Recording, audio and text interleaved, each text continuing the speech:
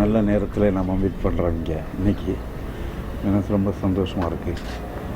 அதை பகிர்ந்து கொள்ளக்கூடிய அளவுக்கு நீங்களும் இங்கே வந்திருக்கீங்கிறதுனால I am really over joyed. விருது பெற்றதை பற்றி விருது பெற்றதை பற்றி இந்த விருது நான் கொஞ்சம் கூட எதிர்பார்க்கல. இந்த விருதை வாங்கியிருக்கிறவங்களெல்லாம் எடுத்து பார்த்தா அத்தனை பேரும் பெரிய ஜாம்பவான்கள். உங்களுக்கு தெரியாததில்லை, எல்லோரும் ஜாம்பவான்களுக்கு தான் கொடுக்கப்பட்டிருக்கு. அப்போ நானும் ஒரு ஜாம்பவான்னு அரசு என்னை மதிக்குதுன்னு நினைக்கும் போது எனக்கு ரொம்ப சந்தோஷமாக இருக்குது. முதல்ல ஆச்சரியமாக இருந்தது, அட் தி சேம் டைம் அதிர்ச்சியாக கூட இருந்தது. எனக்கான 2-3 தடவை திருப்பி நான் ஃபோனில் கேட்டேன், எனக்கு கொடுத்துருக்காங்களா அப்படின்னு நான் திருப்பி கேட்டேன். அந்தளவுக்கு நான் இந்த விருதை நான் மதிக்கிறேங்கிறதுனால அதுக்கு நான் எந்த அளவுக்கு நான் தகுதியுள்ளவனாக இருப்பேன் அப்படின்னு நினச்சி பார்க்குற அளவுக்கு இந்த விருது இருந்திருக்கிறது. அந்த விருதை நான் பெறும்போது இப்பொழுது என்னுடைய மனமெல்லாம் நான் என்னுடைய ஆரம்ப காலத்துக்கு போகிறது. ஆரம்ப காலத்தில் நான் எப்படி சினிமா மோகம்னா சினிமாவுன்னா பைத்தியகார்த்தனமாக இல்லை, படித்து கொண்டு அந்த சினிமா மேல் காதலாகவும் நான் இருந்திருக்கிறேன் என்பதும் சின்ன வயசுலேயே நான் படம் பிடிச்சு போட்டு காட்டியிருக்கிறேன். எப்படின்னா இந்த தியேட்டரில், இந்த ஓப்பன் ஏர் தியேட்டர் மாதிரி இருக்கும் பாருங்க, அந்த தியேட்டரில் ஆப்ரேட்டர் ரூமுக்கு வெளியே கிடைக்கிற அந்த ஃபிலிம் சின்னதாக வெட்டி போட்டிருப்பாங்க ஃபிலிம் பிட்ஸு. அந்த பிட்ஸ் எல்லாம் எடுத்துன்னு வச்சு போட்டு ஒரு பயோஸ்கோப் மாதிரி ஒரு சின்னதாக பண்ணி அதுக்குள்ளே போட்டு சூரிய வெளிச்சத்தை அது வழியாக அடித்து அது செவத்தில் காட்டி மற்ற பசங்கள்லாம் கூப்பிட்டு வச்சு 10-12 வயசு இருக்குன்னு நினைக்கிறேன். மற்ற பசங்கள்லாம் கூப்பிட்டு வச்சு காட்டி பாரு நானும் படம் எடுத்திருக்கேன், நானும் படம் பாருன்னு சொல்ல எல்லாம் ஸ்டில் படமாக தெரிகிறது. ஸோ அந்தளவுக்கு அது ஒரு கவர்ச்சிகரமான ஒரு துறையாக இருந்திருக்கிறது. அது கவர்ச்சிகரமான ஒரு கிரியேட்டிவ் எபிலிட்டியாக இருந்திருக்கிறது. அதுதான் என்னுடைய உயர்வுக்கு காரணம்னு நான் நினைக்கிறேன். பட் அது அட் தி சேம் டைம் நான் ஒரு தியேட்டர்லேருந்து வருபவன் என்பதனால் இந்த தியேட்டர்காரனாக எனக்கு இந்த நடிப்பு சொல்லிக் கொடுக்கறது, நடிக்கக்கூடியது, கேரக்டர்களை எப்படி அமைப்பது, அதெல்லாம் தியேட்டர்லேருந்து நான் கற்றுக்கொண்ட பாணி. அது மட்டும் இல்லாமல் நம்ம பெரியவர்கள் எடுத்த படங்கள் எல்லாம் என்னை ஊக்குவித்திருக்கிறது, எந்த விதங்களிலும் ஊக்குவித்திருக்கிறது. உதாரணமாக சொன்னால் சாந்தாராம்னு இந்த ஹிந்தி டைரக்டர், அவர் எடுக்கிற படங்கள்லாம் பார்த்தா எனக்கு ரொம்ப ரொம்ப ரொம்ப அதில் இதாக இருக்குது. 2-3 தடவை பார்ப்பேன், 4 தடவை பார்ப்பேன். சில புதுசான யுக்திகள்லாம் அவர் கடைப்பிடிப்பார். அந்த மாதிரி நிறைய ஃபிலிம் மேக்கர்ஸ் இருந்திருக்காங்க. பட் எல்லாரையும் விட இந்த சாந்தாராம் எனக்கு ரொம்ப பிடிக்கும். சாந்தாராமனுடைய பாணியைத்தான் நான் கடைப்பிடிக்கணும்னு நினச்சதுண்டு. நான் ஃபிலிம் மேக்கரானா நான் சாந்தாராமனுடைய பாணியை தான் கடைப்பிடிக்கணும்னு அப்படின்னு கூட நினச்சதுண்டு. அந்த வகையில் நான் நாடகம் வழியாக திரைத்துறைக்கு வந்தேன். அதெல்லாம் உங்களுக்கு அந்த கதையில் எல்லாருக்கும் தெரியும். நாடகத்திரையிலேருந்து வரும்போது சரி, நான் எது செய்தாலும் புதுதாக செய்ய வேண்டும்ங்கிற தியரியை நான் கற்றுக்கிட்டேன் அவர்கிட்டேருந்து, அவர் சாந்தாராம்கிட்டேருந்து. அப்படி தான் துவாங்கே பாராஹாத்துன்னு ஒரு படம் எடுப்பார். கம்ப்ளீட்டாக புதுசாக இருக்கும். மற்ற ஹிந்தி படங்கள்லாம் வேறு ஒரு தினுசாக இருக்கும். பட் இந்த படம் மட்டும் வேறு ஒரு தினுசாக டோட்டலி டிஃப்ரெண்ட்டாக இருக்கும். ஒரு பாத் பிரேக்கிங் ஃபில்மாக இருக்கும். இதை தான் நான் மைண்டில் வச்சுருந்தேன். நான் வந்த திரைத்துறைக்கு வந்தால் ஒரு பாத் பிரேக்கிங் ஃபிலிம்ஸ் எடுக்கணும். மற்றவர்கள் இது புதுசாக மற்ற படங்களுக்கு இடையே இது தனியாக துண்டாக இந்த படம் தெரிகிறதே என்கின்ற அளவுக்கு அதை நோட்டமிட வேண்டும், அதை கவனிக்க வேண்டும் என்கிற ஒரு எப்போதும் உள்ள ஒரு அந்த நோக்கத்தோடு நான் வேலை செய்திருக்கிறேன், பணிபுரிந்திருக்கிறேன். ஸோ அதனால் ஒவ்வொரு என்னுடைய முயற்சியுமே, இப்போ இவன் நாடகத்தை எடுத்துக்கொண்டாலும் ஒரு நாடகம் மாதிரி இன்னொரு நாடகம் இருக்காது. அது ஒவ்வொரு நாடகத்திலிருந்து விதவிதமாக வெவ்வேறு களங்களை எடுத்துக்கொண்டு, வெவ்வேறு இஷ்யூஸ் எடுத்துக்கொண்டு, வெவ்வேறு கேரக்டர்களை எடுத்துக்கொண்டு நான் நாடகங்கள் பண்ணியிருக்கேன். அதே பாணியை ஃபிலிம்லேயும் நான் பண்ணினேன். அதனால தான் ஒரு பாத் பிரேக்கிங் ஃபிலிம்ஸ்னு சொல்லுவார்களே, அதாவது தி பாத் லெஸ் ட்ராவல்டு அப்படின்னு சொல்லுவாங்க. அந்த மாதிரி எல்லாரும் போன பாதையை விட்டு வேறு பாதையிலே நாம் சென்றால் நம்மை நோக்கி மக்கள் கவனத்தை நம் மீது திருப்புவார்கள் என்ற ஒரு எண்ணம் எனக்கு எப்பொழுதுமே உண்டு. அதுக்கு அந்த படத்துக்கு எழுந்து உட்கார்ந்தார்கள்.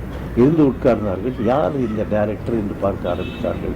இன்னும் சொல்லப்போனால் பெரிய பெரிய ஜாம்பவான்கள் வந்து ஹீரோக்களாக இருந்து எம்ஜிஆர், சிவாஜி இவர்களெல்லாம் கோலோச்சி கொண்டிருந்த காலத்தில் நானும் திரைத்துறைக்கு வந்தபோது இவர்களிடமிருந்து நான் எப்படி நம்ம டிஃப்ரெண்ட்டாக செயல்பட முடியும் என்று நினைக்கும் போது தான் இந்த மாதிரி விதவிதமான குணச்சித்திரங்களுடைய கேரக்டர்களை நம்ம சித்தரித்து அந்த இஷ்யூஸை நம்ம வந்து படமாக எடுத்தால் அது நிச்சயமாக நல்ல மக்கள் மத்தியிலே ஒரு நல் மதிப்பை பெறும் என்கின்ற ஒரு உணர்வோடு தான் அப்படிப்பட்ட படங்களை எடுக்க ஆரம்பித்தேன். அது வந்து எனக்கு கைகூடி விட்டது. அது வந்து அதை பார்த்ததுலேருந்து ஜனங்கள் வந்து உதாரணமாக நீர்க்குமிழின்னு எடுத்து பாருங்க. நீர்க்குமிழிங்கிறது ஒரே ஒரு செட்டு, அதாவது 6வது நம்பர் வார்டுங்கிற இடத்துல நடக்கிற கதையை மட்டுமே ஒரு முழு திரைப்படமாக எடுத்தேன் என்பது உங்களுக்கெல்லாம் தெரிஞ்சிருக்கும். எல்லோரும் மோஸ்ட் ஆஃப் தி பீப்புள் வந்து நீங்கள்லாம் பார்த்துருப்பீங்க. அதை வந்து அந்த ஒரே வார்டுக்குள்ளே நடக்கிற ஒரு கதை அப்படின்னு சொன்னால் அதுக்கு எவ்வளவு நம்ம வந்து சிரமப்படணுங்கிறத நீங்கள் தெரியல. இன்றைக்கி ஏதோ கட் பண்ணால் உடனே விமானத்தில் பறக்கிறது, இல்லைன்னா கட் பண்ணால் அமெரிக்காவுக்கு போகிறது, கட் பண்ணால் சைனாவுக்கு போகிறதுங்கிற மாதிரிலாம் இல்லாத ஒரே ஒரு வார்டில் நடக்கிற கதையை ஒரு ஜனங்கள் வந்து நெகிழ்ந்து பார்க்கக்கூடிய, கண்ணீரோடு பார்க்கக்கூடிய ஒரு காவியமாக படைப்பதற்கான ஒரு உணர்வுகள் இதெல்லாம் எனக்கு அந்த காலத்தில் ஏற்பட்டதுன்னா அது நீர்க்குமிழி அதை நிலைநாட்டியது தான். நான் முதலாக இயக்கிய படம் அது ஏகே வேலன் அவர்கள் என்னை நம்பி நீயே இதை பண்ணுங்க, இந்த நாடகத்தினுடைய கதை இது என்று சொன்னேன். அவர் நீங்களே இதை பண்ணுங்கன்னு சொல்லி அவர் பண்ண வச்சார். அவருக்கு என் மேலே ரொம்ப அவ்வளவு நம்பிக்கை இருந்தது. அதனால் நீங்களே பண்ணலான்னு சொல்லி அவர் அந்த படத்தை எடுத்து அவருக்காக நான் படம் எடுத்த போது நான் என்ன வேணும்னாலும் கேட்டு வாங்கி கொடுத்தாரு. எல்லாம் செஞ்சு கொடுத்தாரு. எனக்கு எல்லாத்தையும் செஞ்சு கொடுத்த போது நான் எந்த முறையில் நான் இந்த படத்தை எடுக்கணும்னு நான் நினச்சேனோ அதே மாதிரி என்னால் எடுக்க முடிஞ்சுது. ஏவிஎம் மெய்யப்ப செட்டியார் அவர்கள் இந்த படத்தை பார்த்துவிட்டு எனக்கு ஒரு தனியாக ஒரு கடிதம் ஒன்று எழுதினார். அந்த கடிதத்திலே அவர் என்ன எழுதியிருந்தார் என்றால், அன்புள்ள பாலச்சந்தர், உங்களுடைய நீர்க்குமிழி திரைப்படத்தை நான் பார்த்தேன். ஆகிய இந்த படத்திலிருந்து நீங்கள் வந்து மிகப்பெரிய தமிழகத்தின் மிகப்பெரிய இயக்குநர்கள் வரிசையில் நீங்கள் இடம்பெற்று விட்டீர்கள் என்று என்னை வாழ்த்தியிருந்தார். அதனால் அதிலிருந்து அது ஒரு பெரிய எனக்கு வந்து உத்வேகமாக இருந்தது. அதுக்கப்புறம் அப்படி பரிசையாக பார்ட் பிரேக்கிங் ஃபிலிம்ஸ் எப்படி பண்ணலான்னு நாணல்னு ஒரு படம் இருக்கேன். அதுவும் totally different subject, totally different. 3 திருடர்களை பற்றிய ஒரு கதை. அப்படி அந்த மாதிரி எல்லா விதவிதமான கதைகளை நான் எடுத்துக்கொண்டு வந்தபோது அந்த ஒரே பாதையிலே நான் விதவிதமாக யோசித்து கொண்டு போகும்போது அது ஒரு பெரிய யுகத்தை கிரியேட் பண்ணது. பாலச்சந்திர பாணி என்கின்ற பாணியை கிரியேட் பண்ணது. அது எனக்கு உதவியாகவும் இருந்தது.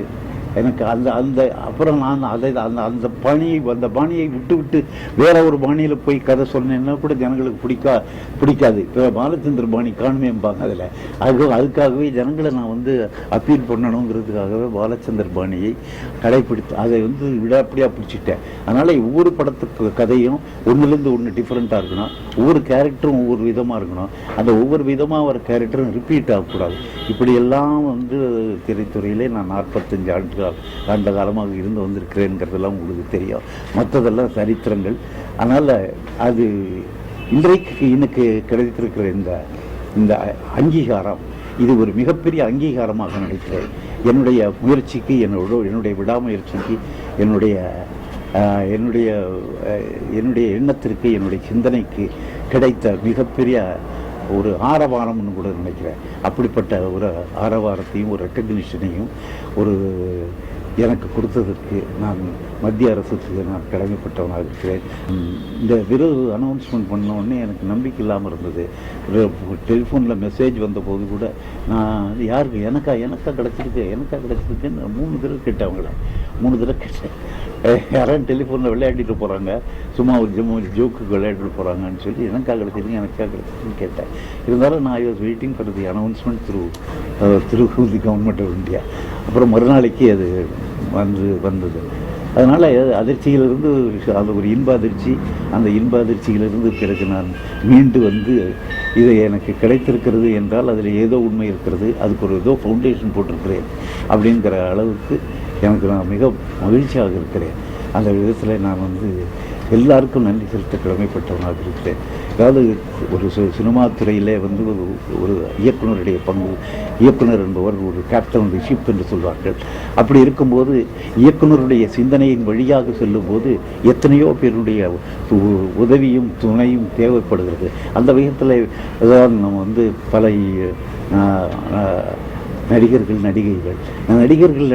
எல்லாம் ஆல்மோஸ்ட் எல்லாரும் புதுசாக வைத்துக்கொண்டால் நமக்கு அது சௌரியமாக இருக்கும் அப்படின்னு நான் ரொம்ப முக்கியமாக முதல்லேருந்தே தீர்மானம் பண்ணிட்டு பண்ணது. அது புதுசாக நடிகர்களை அறிமுகப்படுத்தணும்னு நினச்சி முதல்ல சில நடிகர்களை இப்போ தெரிஞ்ச நடிகர்களை வச்சு எடுத்திருந்தால் கூட மெயினாக நான் வந்து எடுத்துக்கொண்ட படங்கள்லாம் மிகப்பெரிய பாத் பிரேக்கிங் ஃபிலிம்ஸ் எல்லாம் புதுமுகங்களை வச்சுட்டு எடுத்த படங்கள் தான் இந்த பாத் பிரேக்கிங் ஃபிலிம்ஸாக இருக்குது. இப்போ நீங்கள் கல்கின்னு எடுத்துக்கிட்டால் கூட கல்கியில் இருக்கிற கேரக்டர்ஸ் எல்லாம் பார்த்திங்கன்னா எல்லாம் புதுசான நடிகர்களாக இருப்பாங்க. அப்படிப்பட்ட முறையில் அது வந்து எனக்கு ரொம்ப ஹெல்ப் பண்ணியிருக்கு. அந்த ஹெல்ப் வந்து இன்றைக்கு வந்து எனக்கு ஒரு விருதை அள்ளி கொடுத்துருக்கிறது. இந்த விருதுக்கு நான் வந்து அத்தனை நடிகர்களுக்கும் நான் வந்து உருவாக்குகின்ற நடிகர்கள் அவர்களுடைய பங்கு, அவர்களுடைய கோஆப்ரேஷன், இது எல்லாத்துக்கும் நான் என்னுடைய நதிகளந்த வணக்கத்தை இதன் மூலம் நான் தெரிவித்துக் கொள்ள கடமைப்பட்டவனாகிறேன். அட் தி சேம் டைம் என்னுடைய இந்த விருதினை தமிழக மக்களுக்கு நான் அர்ப்பணிப்பதில் பெருமகிழ்ச்சி அடைகின்றேன். இப்போ இனிமேல் அப்படி சொல்லுங்க. அது சரி, அதுக்கு நேரம் காலம் கனிய வேண்டும். அந்த நேரம் காலம் கனிந்து வரும்போது நிச்சயமாக படம் எடுப்பேன். ஆனால் இந்த விருது ஒன்று கிடைச்சதுனால எனக்கு இன்னும் ஒரு 10 வயசு குறைஞ்சிருக்கிற மாதிரி தோணுது, நிச்சயமாக தோணுது. அதனால் சந்தர்ப்பம் எல்லாம் கூடும்போது நிச்சயமாக அப்படிப்பட்ட ஒரு படத்தை நான் எடுப்பேன் என்கிற ஒரு நம்பிக்கை எனக்கு இருக்கிறது. பெரிய விருது வாங்கியிருக்கிறீங்க. சரி, இதுக்கப்புறம் திரைப்படத்துறையில் உங்களோட சேவை எந்த அளவுக்கு?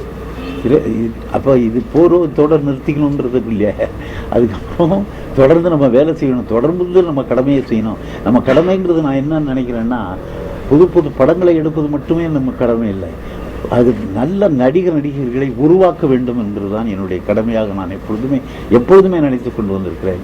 அதே போல் தொடர்ந்து அதே நோக்கோடு தான் நான் செயல்படுவேன் என்பதையும் நான் இந்த நேரத்தில் உறுதியுடன் உங்களிடம் சொல்லிக்கொள்ள விரும்புகிறேன்.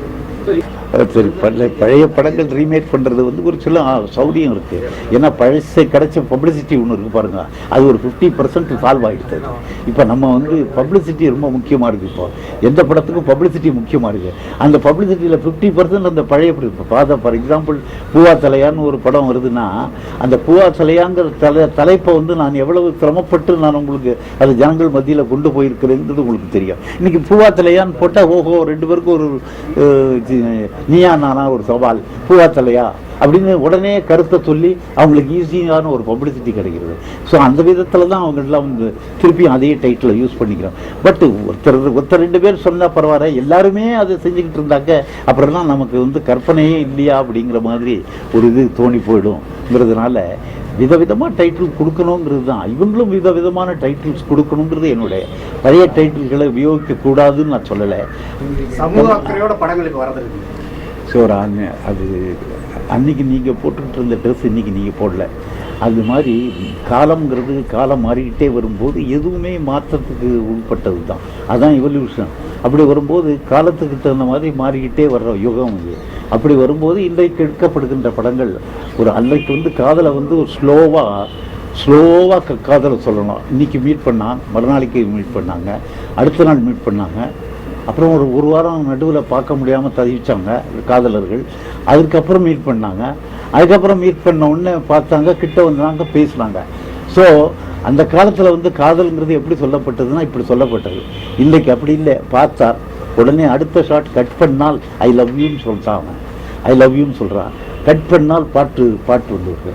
ஸோ அந்தளவுக்கு ஃபாஸ்ட்டாக இருக்குது, யுகம் ஃபாஸ்ட்டாக இருக்குது, காதல் ஃபாஸ்ட்டாக இருக்குது, எல்லாமே ஃபாஸ்ட்டாக இருக்குது, படமும் ஃபாஸ்ட்டாக இருக்கணும்னு ஜனங்கள் வந்து எதிர்பார்க்குறாங்க.